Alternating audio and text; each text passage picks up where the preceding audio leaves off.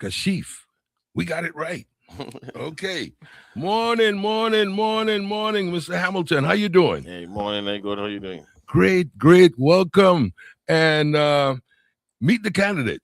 We want to say welcome to you and just share a little bit about yourself to our listeners. Good morning out there to the listening and viewing audience. My name is Kashief Hamilton, your candidate number one on the ballot for the Democratic primary. Well, most people, when you ask to talk about yourself, and I always mention the first thing is born right here in the Virgin Islands, product of the public school, product, went to Laco School, Cancrine, went to Charlotte, so been around. My mom, she's a nurse. She been in healthcare for over 30 plus years. Nurse Browne, Helen Browne. Most people know her as Nurse Browne. My dad, who everybody knows country, and that's where I get my name from. He played in Jamman for a numerous of years. And then what brought me to politics is my one and only grandmother, Laurel Samuel. God rest her soul. For most people who know my grandmother, that's the lady that said a change is coming when she was campaigning for Snyder. So that's why my slogan is change takes change in honor of my grandmother who brought me into politics. Great. Now let me ask you. So share with us what got you like, hey, I think I want to be a senator. That's a good question. And honestly, it always been where I've been into politics because my grandmother seen how politics works. But you don't always get the summarized version of it. And when I say that is because you listen to the radio in the morning to different radio shows, or you turn on social media, or however you view to get your news, or the daily news you watch, you read your papers, you get a summarized version. And I always follow it. I always been intrigued with it. I always wanted to know more of how politics works. But going to the legislature, which I currently work, I work in the public affairs division, is very different when you sitting down from beginning to end. Because most people ask you what public affairs does. We who run the meeting. Whether you're hearing on the radio, seeing on TV, seeing on social media, that's what public affairs do. So we are there from the beginning of the meeting to the end of the meeting. So you sitting through every meeting. It don't matter if the meeting is on St. Thomas, St. John, or St. Croix, public affairs is there. So now you're getting a full gist of what's happening in front of you on a daily basis.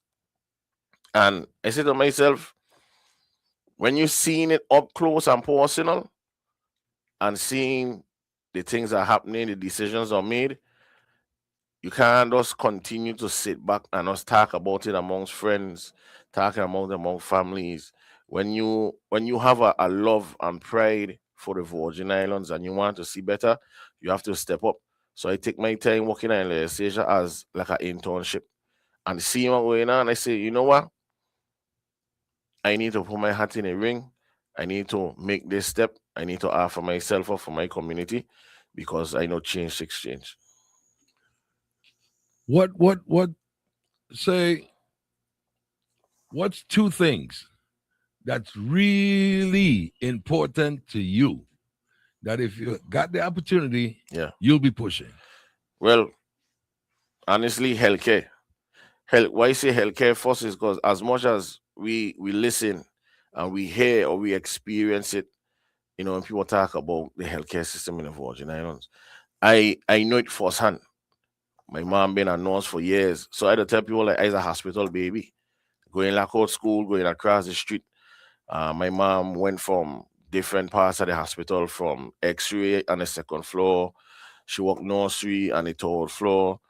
My mom went up. She worked medical and surgical. That's when it was split on two different sides, you know. And then for me, at the age of 13, I started to suffer from seizures. So for me, the healthcare system is something that I know is crucial and is needed. When I started getting my seizures, I started to go MCH, closer down to Niski, where you have to see a specialist only coming in on Saturdays, Dr. Bora from Puerto Rico.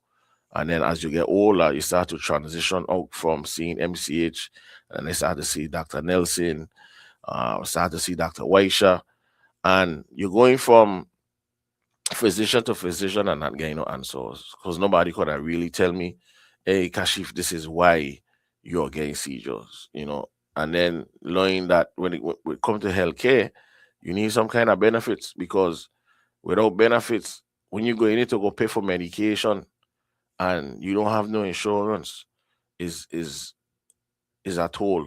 And I know that firsthand. So healthcare. And then definitely when you walk around, because everybody know me as DJ Country, I look at what I see on a daily basis. And I don't just want to summarize it to say two things, but I put two of them together when I talk about youth and education. Because the end of the day, I have my daughter, I have my niece, I have my nephew, them that I want to see a better tomorrow. I have friends that are teachers that you hear they cry. And when you talk to boots on the ground, these is things that is very essential, and we're missing a big part of it, where a lot of the youth out in the Virgin Islands right now have a lot of idle time. They are not getting the opportunities that they really need to push forward in life. You know, I grew up where we had centers where we are available in different neighborhoods because I used to live Estate Thomas. I used to go in housing, be in a center in housing, when camp there, go in ghettos.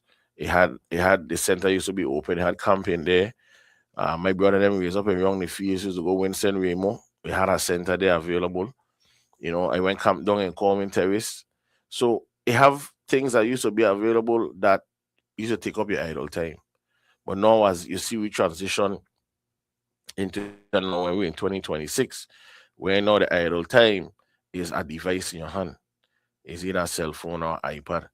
And that is what we just see where now the constant viewing or sorting material, they're starting to live it out right now in front of our eyes. So when we talk about crime and violence and youth and education, it'll all come in one sum because without prevention, this is how we will always end up. So another time when people ask me how we want one boots on the ground, we have to start to one make teaching and nursing attractive in terms of pay, salary, and also making sure we incentivize these teachers because without without our teacher them who to spend majority of the time with our kids, with our children, they have to want to be here. And yes, they love for education to teaching somebody child, but half the time you look at me like some of these people can't even deal with their own children, but yet you putting somebody to deal with your child Monday through Friday at hours in a time. And they'll look back and be like, man, I ain't even getting a piece of the pie.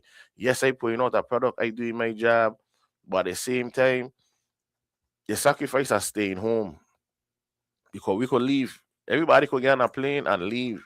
But I commend anybody that say, hey, I'm not going no place. I'm gonna stay here, I'm gonna grind it out. But at the same time, we have to make sure that we keeping them here and not having them leave because they turn and say, man, I over the Virgin Islands. Let me ask, with saying that, the senator's job is to propose and come up with funding. Yeah. How would you fund, or what funding mechanism do you have in mind that, hey, I could make sure the funds are there to execute XYZ? I'm glad you asked that because what I like to do is educate a lot of people, especially the listeners that they don't really know how the inner working that legislature to go. So with being a senator, you you create bills, laws, but then it's also you balance the budget. So a lot of time when we see bills don't get passed because it missing the most important component, and that's funding. You know, I don't want to be that senator that if we have to draw money, that we will raise taxes. That turn into a norm here in the Virgin Islands. If we need something paid, we increase the fee and a product or increase the fee and a license. And that's really what we're doing is putting the burden on the people and back. Because now you went from paying $20 to one thing And they'll sit down and be like, well, they've been paying $20 for too long, so now we need to increase it to $30. But my thing is ours is to bring a new stable revenue source into the Virgin Islands. We have to start to focus on things like food security, because here in the Virgin Islands, we have to utilize what we have. Now, we cannot start at a large scale, but what we can start to do is pick one product. We could pick something like lettuce and start to grow it. Because what we're finding is that it's so vast where everybody's growing what their thing, but we need a product that we're able to push up. Because if we start with one product, then we're able to do a study. The study comes with data. Once we do that, then now we could go and say, hey, this store, that store, this is what we have, and this is what we could carry. How much you bring in at this lettuce that we are able now to produce it to you. When we move from there, then we could go on a larger scale. Then we could start to export, because just like everybody know, everything we do is import. So with that, we bringing in our trailers full and all of them leaving empty. How would you execute that?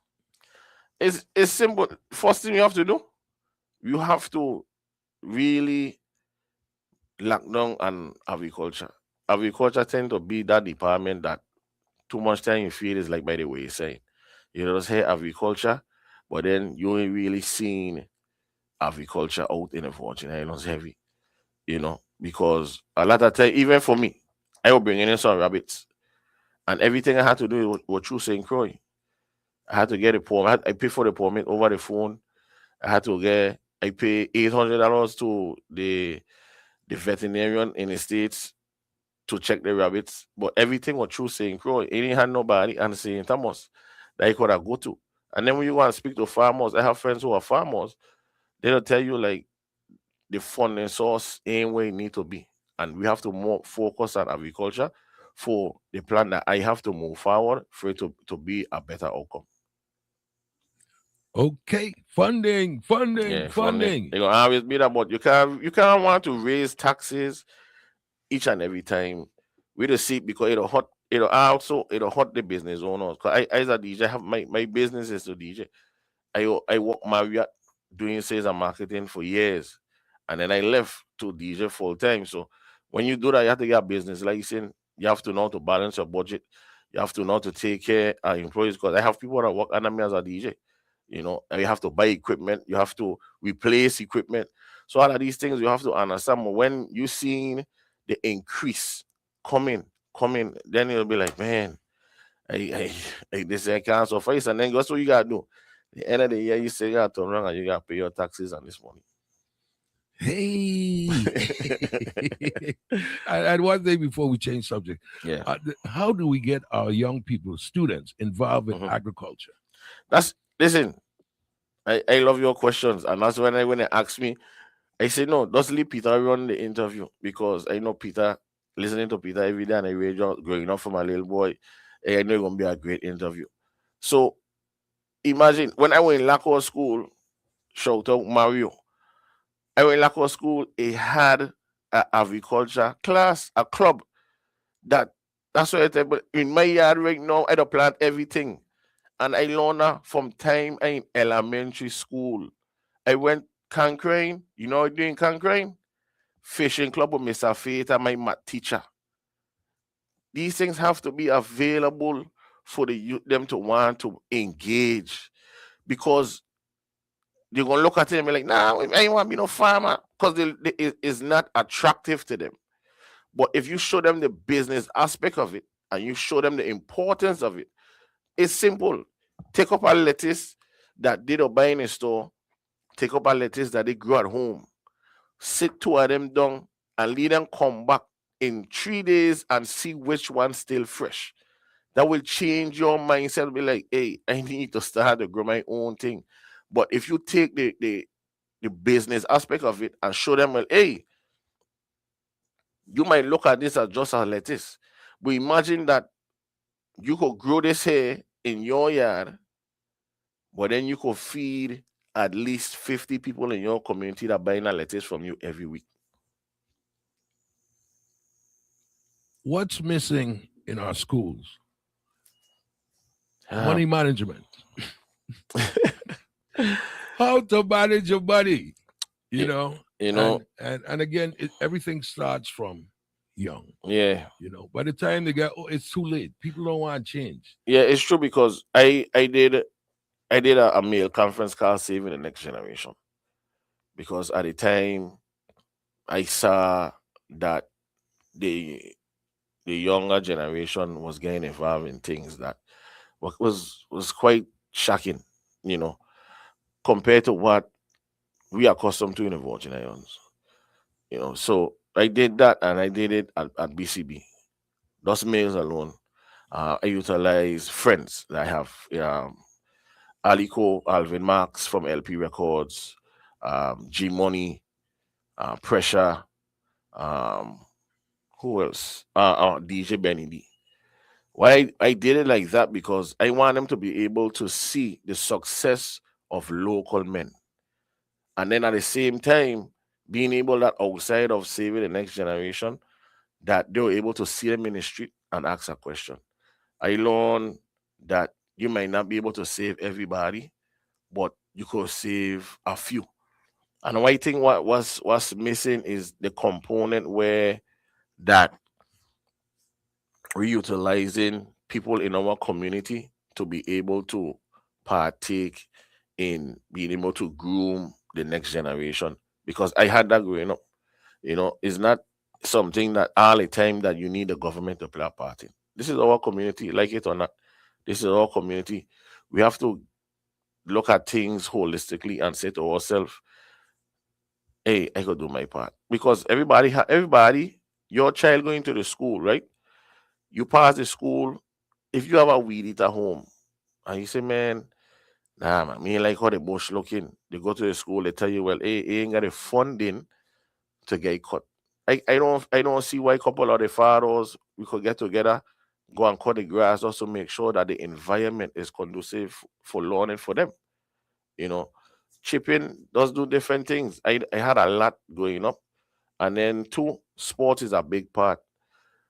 We have to make sure that the sporting part in our school system is back to where it was. I know we don't have a lot of the facilities that are needed, but what sports did for me, and I didn't do it for a lot of people, is it'll bring us together, basically. You know, I do Little League with Butte, Grapo, Rusty Soul. These is men that have been around that grew me. And guess what? People coming from different parts of the community and we playing ball together. That'll create a unity that is able to call violence. Because what you have to look at it is that something kick off in the school. Because we play ball together, I gonna intervene because I don't want to see my player get hurt. I be like, nah, it's better when your peers could tell you walk away compared to an adult. Because when you're at that age, you don't more look at your peers as that listening in. So these are things that I feel that need to get implemented. One thing that I always think of is young people that's incarcerated. Oh man. How do we? I know how I would do Yeah. it. How do we save them? Prevention, you know, Wait, wait. prevention. Yeah. Have the question. Mhm. Have the question. I ain't talking about who ain't in there yet. Yeah. Who in there know? Who in there now? Because look at it this way. Yeah. Just a thought. One, the cost it To house them. to house them. Yeah. You understand? The government, for me, it.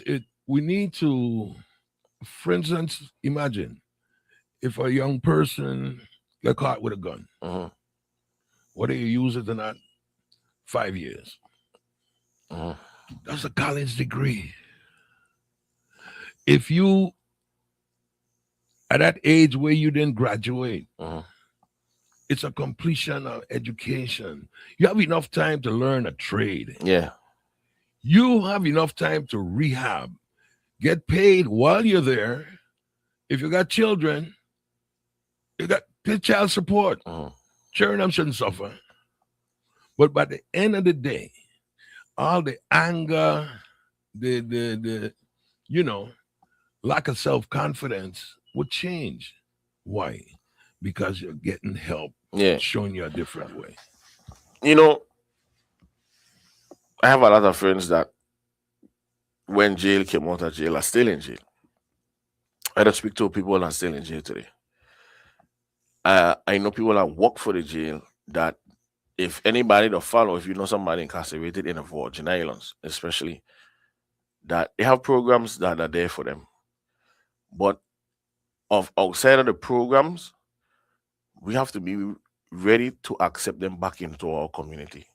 A lot of time you could go jail and you don't get a lot of you to get an education and trades. 'Cause I know right now I just write a letter for one of my friend, and when he sent me his package, the amount of things that he got while he was in jail, I was like, bro, like when you come out, you should be able to be successful, but you don't come out and meet a lot of roadblocks because now you turn into a statistic in our community. Well, see again, as local businesses, Hmm. the government can't do everything. Yeah, it's You true. understand? But local businesses, we have to trust because family members. Yeah, You understand what I'm saying? And normally in cases like those, when you do that, there's a probational period yeah. that you have a chance to prove yourself. Hmm. And it's like, hey, you ain't do it, go back and finish the 5 years. You understand what I'm saying? But I'm saying working on the workforce. Yeah, definitely. You understand? We don't have no excuse. There's some that will have mental challenges and a variety of Uh-huh. things. But I'm saying, if you're there long enough, through reps, and again, you pay the teachers to come in, you pay the counselors to come in. Uh-huh. You understand? So you ain't got to come nowhere, no. We're going to work with you. Yeah, By the time we finish, I got to bring in the prayer groups, you know, the different religious sects, whether it's yeah, Muslim, whatever. For who want to be in that, everybody have a chance to, hey, but it has to be something that you invest in, yeah, cut back on some of the money to keep them, but invest in money to rehab them. You yeah. ain't going to save everybody, True. but you'll do better than what we're doing now. But you know, when I speak to friends that just come out, you know, the one thing that I could appreciate is that I able to open doors for them because being that who I am in a community, your word is your bond, and a lot of times that they don't just need somebody to actually go and tell the next person like, hey, just give them a chance. If I telling you, if I come and say Peter is me, this a good man. Yes, he made a mistake. Everybody, people don't make mistakes, but we shouldn't be chastised by it. He moving on with his life. He did his time. He went in. He got a lot of degrees. He trade. Give him an opportunity. That's all people are needing, Peter. An opportunity. Love it. uh, before I let you go, Yeah. share with our listeners out there what you want them to do. Do your closing Yeah. presentation. And once again, thank everybody for listening. This is your candidate, Kashief Hamilton, number one on the ballot. You know, we've been out there campaigning, pushing hard. We just need everybody to just believe in the product that I'm pushing forward. Believe that I'm a product of the Virgin Islands that want to see better. You know, when I speak from the heart. I speak because of knowledge that I've gotten over the years working in the legislature, understanding how the business works, how the legislature operates, and also giving myself up over years after time, meaning that I care for my community, from coaching basketball, doing my meal conference, during a time of crisis, getting the key to the city for saving a life. These are things that I do because it was the right thing to do, not because I wanted to do it for a pat on the back or do it for some kind of stardom. Because I know in my heart this is who I am. I can't change who I am, and everybody who knows me knows that once I'm committed, I go full. And I see that right now there's a big disconnect between our politicians and the people out in the community. And I want to bridge that gap to make sure that we get back to the Virgin Islands that we know it to be. And again, I push in for youth crime and violence in the community to find a way out for it. a new revenue stream. When I speak about agriculture, I want to speak about healthcare because healthcare is passionate to me to make sure that the upcoming generation have healthcare ready for them, and then the elders that paved the way for us that we still looking out for them because they still a part of our community. Because you have to know where you come from to know where you're going, and without them, we gonna know where we come from. And it's very important for us to maintain in the Virgin Islands. So again, my name is Kashief Hamilton, number one in your ballot, and I was humbly asking for your vote through right now through the early voting process. And I commend everybody that done went out and early vote because as you can see the numbers are very high. So I'm like, well, I don't even know if August 1st who everybody gonna done vote before August 1st, but the process is good. You know, it's a learning experience for me. Like I tell you already, Peter, for me right now, I don't speak from the heart. Um, doing what I do. People asking me if I still DJing. Yes, I have to still DJ because right now, by law, I had to stop working at the legislature to run for office. So I already run through my annual, and right now I am leave without pay. So most people ask me, "Country, you still DJing?" Yes, I still DJing because I still have a life. I still have bills to pay. I still have my dad I have to take care of, and is a sacrifice that I made, and my family understand the sacrifice and they support me all the way. You know, so this is something that is true to heart for me. I've been going from January pushing for this. I know people say, well, you cut your lax to run for Senate. Nah, I ain't cut my lax to run for Senate. It was just a change that people who know me, I big on my appearance. And if you have lax, honestly, at the point in time, that was cool with lax. I ain't a Rasta man. I ain't no vegetarian. I dey eat meat. Say what hairstyle, you know. So yes, but it's just me speaking from the heart, lean, and people let me know who I am. That I am approachable. You can meet me any place. People who know me, I've been doing it for a long time, you know. And this is I appreciate the opportunity for the whole family here at WSTA. Let me ask you, how is your relationships? I just thinking about how would Yeah. you or how do you get along or how would you get along with other senators who may not agree with you? No, that's typical. That's how that's how business go. The one thing that why we realize is that you have to know how to stand your ground, but not be combative with it. And how that works is being able to when you bring a bill, have the bill formatted right, meaning that there's no loopholes, it's not vague, and you have the funding. If you bring a bill forward that everybody could agree on, and the thing about it is doing your work before time. That means getting stakeholders. So if I speak on education, then the stakeholders are the teachers, the principals. You know, you get them to sit down with you and figure out, hey, this ain't gonna work. If it can't work, we change it before we go into the legislature. And then you get senators that going to sign on. And the thing about it is being able to lead them know like, hey, this could work because I already do the groundwork with it. And you signing on is only could better the Virgin Islands. But again, I everybody know me.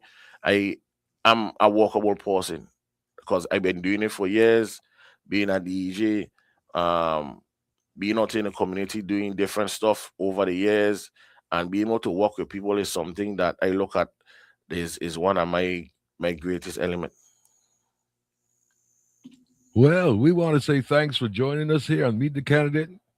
Much success. I appreciate it, guys. Number one. Number one on your ballot. Awesome, awesome, awesome. Look forward to working with you again. Yeah, definitely. Okay. Lucky 13, WSTA. Meet the Candidate. 1340 AM, the People Station presents Meet the Candidates, a 2026 interview series open to candidates for governor and lieutenant governor, delegates to the U.S. House of Representatives, senatorial candidates, St. Thomas, St. John District, and St. Croix District, airing Mondays and Fridays, 9 a.m. to 10 a.m. Your voice, your your platform. Reserve your interviews today. Interview slots are limited and available on a first come, first served basis. Reach voters across the Virgin Islands, sharing your qualifications, campaign priority, vision for the territory, community solutions, goals, and accomplishments. Connect directly with an engaged audience and inform voters ahead of the 2026 election. Call 340-774-1340, extension 0. Meet the candidates. Inform, engage, empower, giving candidates a voice and voters the information they need. We're in touch with you. 1340 AM WSTA, St. Thomas. WSTA Radio 1340 AM, the People Station, presents Meet the Candidates, a 2026 interview series open to candidates for governor and lieutenant governor, delegates to the U.S. House of Representatives, senatorial candidates, St. Thomas, St. John District, and St. Croix District, airing Mondays and Fridays, 9 a.m. to 10 a.m. Your voice, your vision, your platform. Reserve your interviews today. Interview slots are limited and available on a first come, first served basis. Reach voters across the Virgin Islands, sharing your qualifications, campaign priority, vision for the territory, community solutions, goals, and accomplishments. Connect directly with an engaged audience and inform voters ahead of the 2026 election. Call 340-774-1340, extension 0. Meet the candidates. Inform, engage, empower, giving candidates a voice and voters the information they need. Coming up, our next candidate. Elevation, motivation, that's what the future needs. Dedication, motivation, that's what the youth them need. Joel Browne, that's the man that we need to vote for. Good day, fellow Democrats. I am Joel Browne Connors, your candidate for the 37th Legislature of the United States Virgin Islands, and I am asking for your support as number 10 on your ballot. Early voting runs from July 20th to July 27th, and the Democratic primary is August 1st. For the past several months, you've heard me, you've seen me, and you've learned about my vision for a stronger Virgin Islands. Now it is time to show up and vote. Vote number 10, Joel Browne Connors, because 2026, it is time. Paid for by the friends and supporters of Joel Browne Connors. Number 10 on your ballot. I need you to understand for the children can elevation, motivation, that's what the future needs. Dedication, motivation, that's what the youth them need. Joel Browne Connors. And we got to say good morning. Our second guest today, meet the candidate, Joel Browne Connors. Good morning. Good morning, Peter. Great. Good morning. Tell our listeners about yourself and just introduce yourself. Let them know a little bit about you and what got you want to be a senator. Well, good morning. I'm Joel Browne Connors, Democratic candidate, number 10 on the ballot in the primary election. So I'm a 35-year resident of the Virgin Islands, served in community service for the last 20 plus years. I started with the Civil Air Patrol back at age 16. I stayed in that program for about 15 years, served as the youngest commander of that youth program. Went on to St. Thomas Rescue, did St. Thomas Rescue, the rescue technician from 18 years old. Then I went and became an EMT, became the youngest EMT working for Department of Health back in 2012. From there, I went on to the military, came back, worked at the Virgin Islands Territorial Emergency Management Agency as the outreach coordinator for the territory, and then transferred over to being a law enforcement officer, where I currently am 7 years as a police officer here, K9 unit, and now with the police department. Why I've decided to run for Senate once more. I've seen the issues firsthand facing the territories, and I've seen the solutions to a lot of the problems.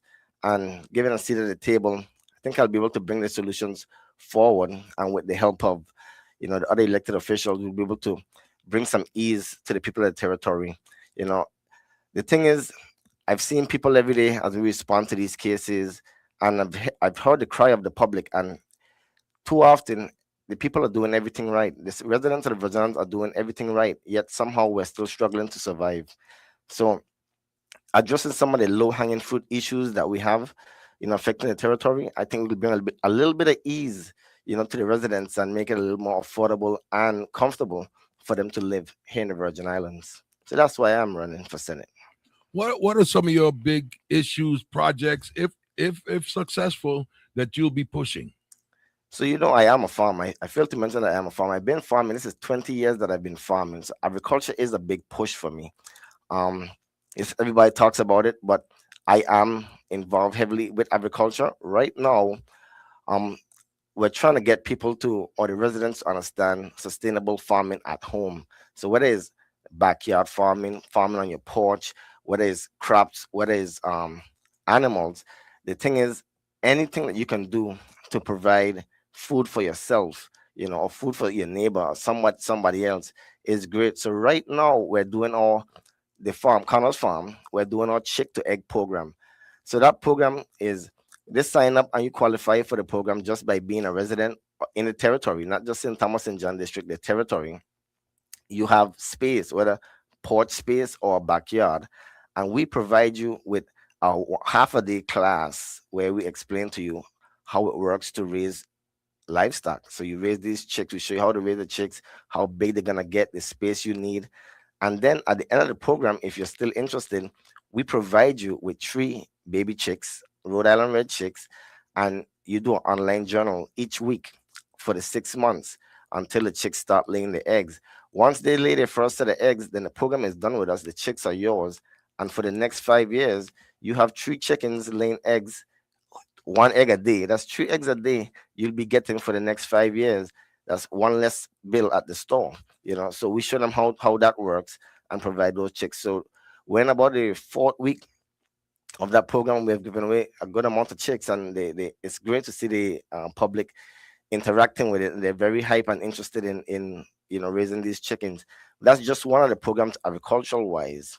One of the next big things I focus on is emergency services, and that's all emergency services, the fire, EMS, police. Seeing the struggles there, the manpower issue has gone down drastically, and without those services to the residents of the Virgin Islands, then we have nothing. First responders are an essential need in the community.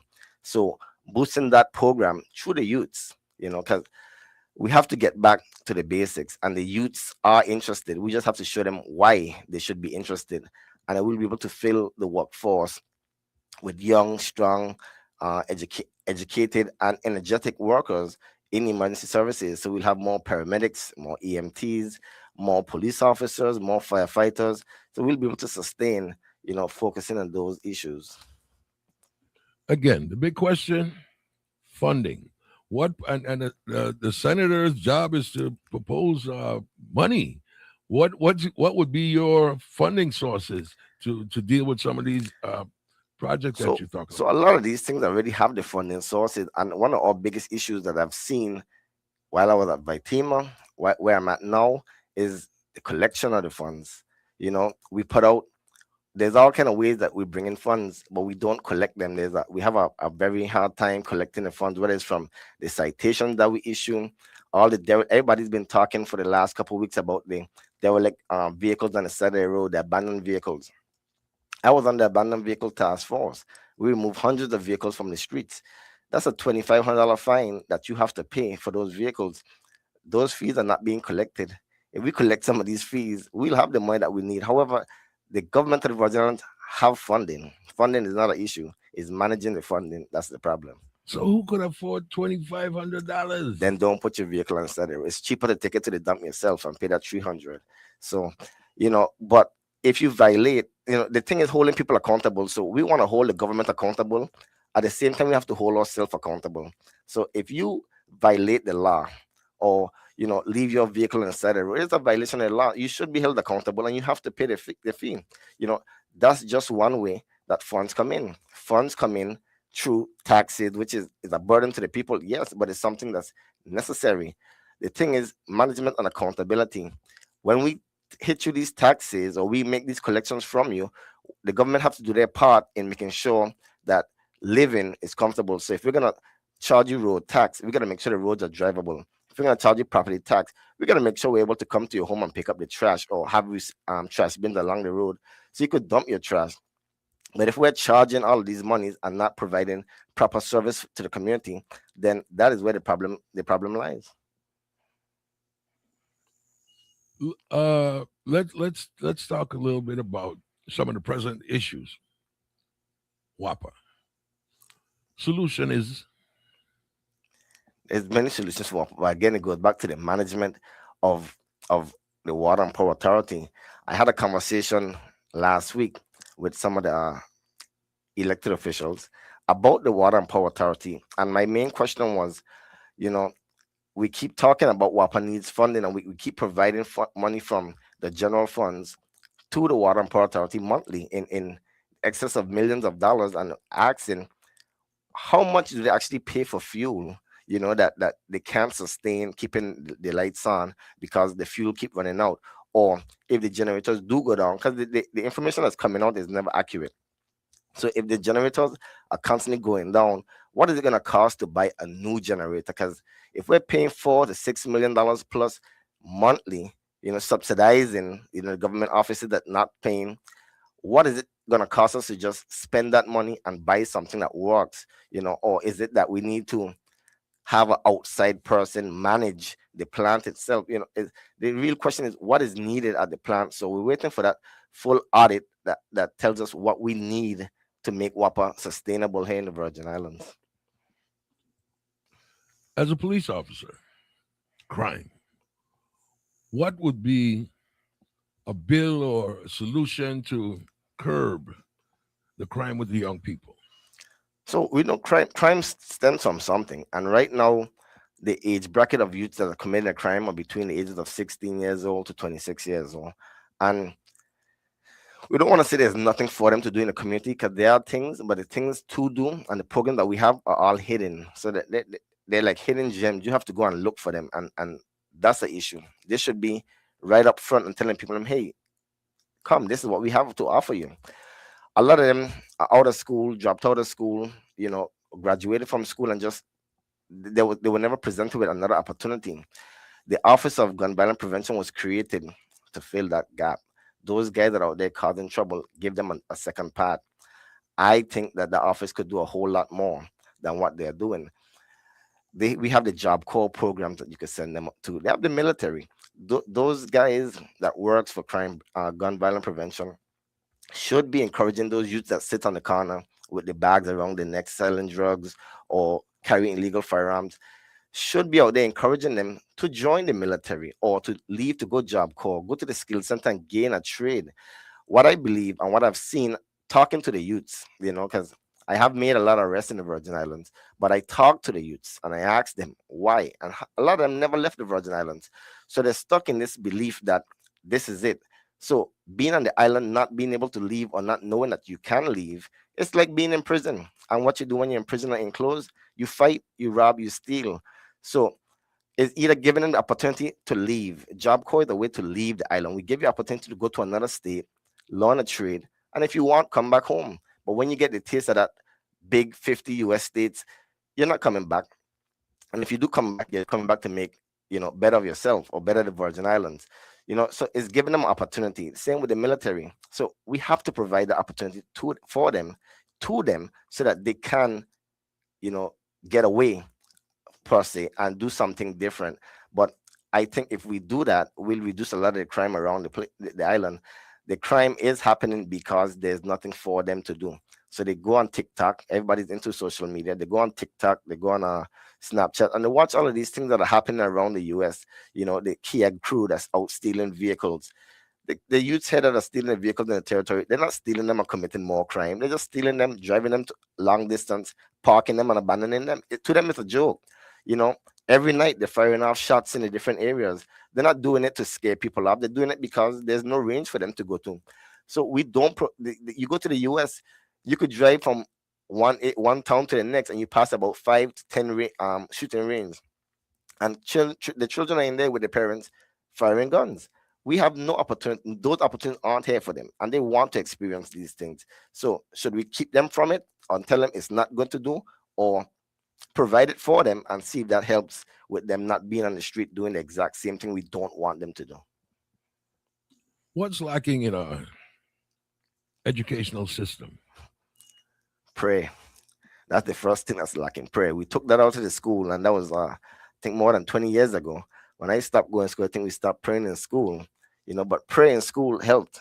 You know, why it came out, I'm not quite sure, but well, we know why it came out. It was, we don't pray to one God. However, prayer don't have to be to all God. It could be to your God. It's any God. You pray to whoever you want to pray to, but the day should start off with some type of prayer. If you don't pray at home, you come to school and pledge allegiance to the flag, you pray to your God, you start the day off right. But we took that out of the school, and it went from, back in the Bible, the Mary had a little lamb, she took a lamb to school, it made the children laugh and play. We took that out to the school, and now they do nothing but fight and cuss. So we bring prayer back, and that'll start it. I know you're expecting the extracurriculum activity that we took out, but those things can and still around. You just have to do them after school. We don't have enough time in the school day to include all the extracurriculum activities we want. Put back in steel pan, put back in agricultural programs. We could do those things, but we're gonna do them after school, giving the youths something else to do throughout the rest of the day while their parents are still at work. Okay. I love it. I love it. I love it. Share in some of the areas that you're concerned about, right? How what suggestions you'll have as far as motivating employees, knowing that they ain't paying enough and all the issues they have. How do you motivate government employees? So, I am an employee of the government, and I've been for the last 14 and a half years now, right? Going on 15 years. And I get frustrated a lot. I mean, at the job, we have the exact same problem. I tell them, I love the job. I love what I do. Along with a lot of employees in the government, they love what they do. However, if I'm stressed at home or stressed leaving home, coming to work, dealing with everybody else's problem, that's added to the stress. So the motivation level goes down. And I'm talking about personal stress, as in your relationship wise. I'm talking about every day going home to no power, or high power bills with no power. You have to wake up in the morning. You can't take a proper shower. You can't brush your teeth. You can't iron your clothes. And then you're forced to still get to work, whether it's a 2 hour delay. But you have to get to work and then deal with everybody else's problem, knowing that you still have issues at home. That added stress, cause this motivational level to drop. However, adding to that is you go to work, and then there's supervisors, that the person above you, that have the exact same problems you're having, and then they're stressed out. They're making more than you give it, but they're stressed out the same way. So they're taking their frustration out on you. So when you come to work and your demeanor is off, that and you're yelling at me or you're talking down to me, and you can't get me to do no work for you. The best you could do is tell me to go home, and that's what you're seeing in all the agencies. You go to any government agency, you're seeing the exact same problem. Everybody is frustrated. They're all disgruntled, but fixing some of those low-hanging issues, would bring that motivation level up just a bit, maybe not a whole lot, but just a bit. Because the biggest issue, and everybody doesn't tell you, is money. Everybody wants money. Money motivates anybody to do anything. But if we give you more money and you're still not doing the right thing, then it's up to the government to say, well, listen, we don't need you anymore. So we could fix the low-hanging issues, make sure you're comfortable at home, make sure you're comfortable when you come to work. But when you get the raise, or you get that extra money that you're looking for, that bonus, you have to do your part, because customer service is everything. Hey, accountability. There you go. All right, great. Um, Share our listeners your platform that you want them to vote for you. Number 10 Number 10. in the primary this Saturday. Yeah, so early voting has been going on, and I'm actually heading to the polls after I leave from here. But yeah, so my platform is simple, and I'm not running. I said it. I've been on the radio for several months now, and I've been in the community. I've been out. You've seen me. People talk to me. I'm up and down in the community. I'm always on Main Street. Find me in Niski Center. However, tell everybody, I'm not running for a title, I'm not running just for the position. I'm running, and I'm not running because I need the money. I'm running because I feel that having a seat at the table will help with my mindset and my innovative ideas. We can move the Virgin Islands forward, with my creative ways of doing things and motivating people to work. You know, we can make life in the Virgin Islands affordable and relaxable, for everyone. So I'm pushing agriculture. Agriculture is top of my list. St. Thomas, St. John, and St. Croix. I'm for agriculture, for youth development, for emergency services. That's all of our the emergency services and the teachers. We're pushing for affordable living. Not affordable home, but affordable living for the middle class families, the working families, the seniors.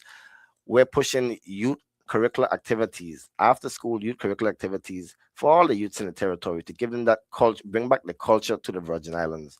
You know, all our events are all modern days, and where the culture is leaving, where the maypole, the flagging the maypole, the braiding the maypole, or the mokojumbis, all these things, the steel pans, they're all leaving.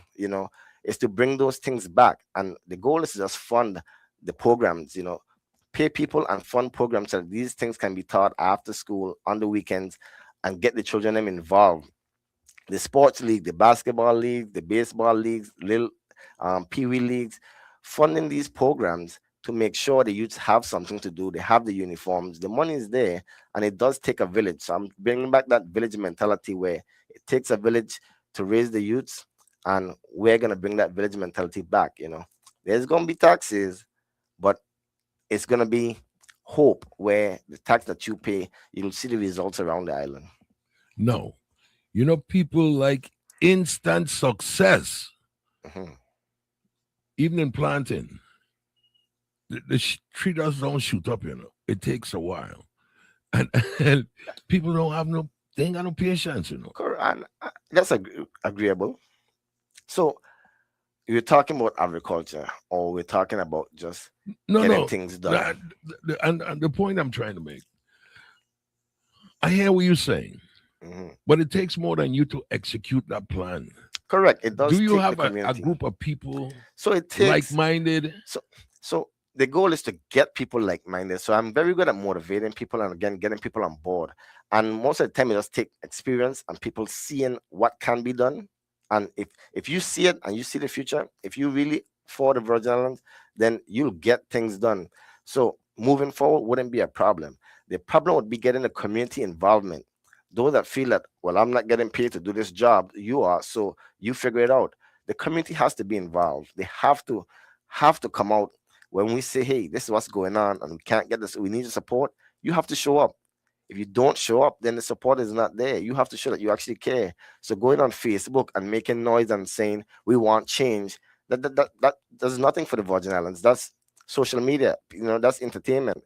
But showing up, rallying, you know St. Croix rallies, we see St. Croix rallies, they come out and they get things done. If they don't like something, they show up and action happens. We just have to rally together if we really want the positive change. How could you help the present farmers? What they need to do or stop doing to make things work? The farmers, well, Local. so I've the week before last, I was in St. Croix for the agricultural conference, and it was very interesting because I got to tour some of the farms in St. Croix, and the farmers over there are farming livestock and crops, so they are farming. What's stopping? And they were more younger farmers than anything. They were young farmers. St. Thomas now is finding young farmers. A lot of the farmers on the island are up in age. Farming is, we're doing old school farming where if you're planting, you're down in the ground, you're digging a hole, and you're putting the seeds in the ground, you're putting the seedlings in the ground. The younger generation want to farm. They just don't want to farm the way we're teaching farming. They want to farm the innovative way. The way the states are doing it. We had some members from the states explaining farming with technology. The youths love their iPads and their smartphones. We have to do things the innovative way, get them involved and tell them what we need and let them figure it out innovatively, right? Where they could use the iPad and track the days, or use the drones to plant the seeds. These are things that happen. In the drones are now watering plants, spreading grass seeds around the area. These are what we're using technology to do. So you can farm in other ways other than digging a hole and planting a seed. You have hydroponics, aquaponics, the aquaculture. These are things that the youth would be interested in, raising a pond of fish to sell. Who wouldn't want to do this? Growing vegetables without dirt, just on your porch or in your home in water, and you have fish swimming around the bottom. It's entertaining for the youths, and it provides food for the family. So there's ways to push the agriculture. It's just we have to push innovative. With the Department of Agriculture has to be the Department of Agriculture and push innovative ways with including technology to the youths, and they'll be all on board. Great, great, great. Well, we want to thank you for coming by. But again, we give you a chance to wrap up. Well, again, I am Joel Browne Connors, Democratic candidate for the 37th legislature, number 10 on the primary ballot. Early voting has already started. It ends Wednesday, the 29th. And in the big election, August 1st, you come out and vote for the primary. After the primary, we got that big race to the general election. However, again, I'm not voting for a title or for position. I'm voting because I'm seeing the struggles of the Virgin Islands residents, and too many of us are working too hard, doing everything right, and still struggling to survive. My goal is to help you have a better life, bring some hope back to the Virgin Islands so we can live comfortably here at home.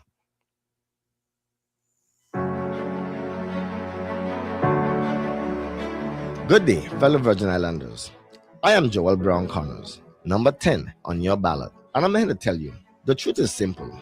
We cannot add more square footage to these islands we call home, and other places can build beaches, hotels, and attractions that look just like ours. But what we can do is provide top-tier service, stronger communities, better education, safer neighborhoods, and opportunities that makes people proud to live, work, and raise families right here in the Virgin Islands. Right now, we are desperately in need of a new mindset and new ideas for a new way forward. As your senator, I understand that leadership is not just about talking about problems. It is about creating policies, funding programs, and building partnerships that turn ideas into reality. I want to push legislation that invests in agriculture and backyard farming, so families can reduce food costs and become more self-sufficient. I want to expand trade and technical education, so our young people graduate with real skills that lead directly to career and entrepreneurship. I want to strengthen cultural and recreational programs that keeps our youth engaged, proud of who they are, and away from violence and crime. I want to support smart development that protects our environment while creating sustainable economic growth for generations to come. Because true development is not just pouring concrete and cutting ribbons. True development means meeting the needs of the present without compromising the ability of future generations to meet their own needs. That means making sure our children can afford to stay here, making government operate smarter and more efficiently, creating opportunities beyond government jobs, improving public safety, supporting small businesses, and restoring the mindset that once made our people resilient, innovative, and united. What was once natural to us from past generations have been lost in transit, but it can be restored through innovative education, stronger leadership, and a government willing to think differently. The Virgin Islands does not need more empty promises. We need action, we need innovation, and we need leaders willing to bring fresh ideas to the table. And that is exactly what I intend to do as your next senator. Vote number 10 on your ballot. 2026, it is time. And I am Joel Browne Connors. Paid for by the friends and supporters of Joel Browne Connors.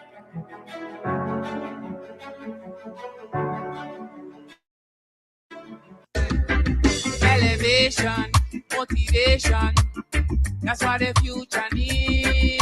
Dedication, motivation, that's what the youth them need. Joel Browne Connors, that's the man that we need to vote for. Good day, fellow Democrats. I am Joel Browne Connors, your candidate for the 37th legislature of the United States Virgin Islands, and I am asking for your support as number 10 on your ballot. Early voting runs from July 20th to July 27th, and the Democratic primary is August 1st. For the past several months, you've heard me, you've seen me, and you've learned about my vision for a stronger Virgin Islands. Now it is time to show up and vote. Vote number 10, Joel Browne Connors, because 2026, it is time. Paid for by the friends and supporters of Joel Browne Connors. Number 10. Hometown Proud. The only station I listen to. WSTA 1340, the people.